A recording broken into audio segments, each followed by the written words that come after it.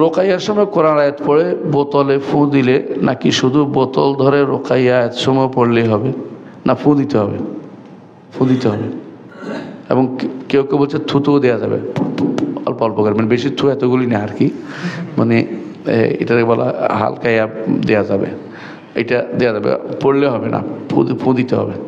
নিজের জন্য অথবা অন্যের জন্য ক্ষেত্রে একই রকম, নিজের জন্য নিজে গায়ে ফু দিতে হবে, শুধু পড়লে হবে না। রোকাইয়া এক জিনিস, দোয়া আরেক জিনিস।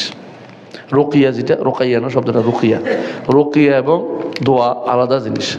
রোকিয়া সারাইয়া হচ্ছে ঝাড়ফুঁক, নামে এটা। রুকিয়া অর্থই ফু, আপনি যদি রুকিয়া করেন ফু না দিয়ে তো কেমন হইব?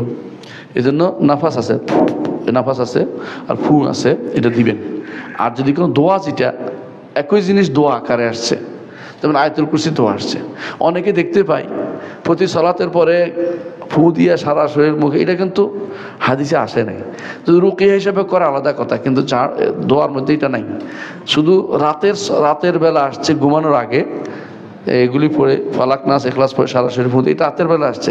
এটা কিন্তু এই আজকার সালাতের পরে দোয়ার জিকিরের মধ্যে এটা নাই কিন্তু। তো এটা করাটা বেদাত হয়ে যাবে।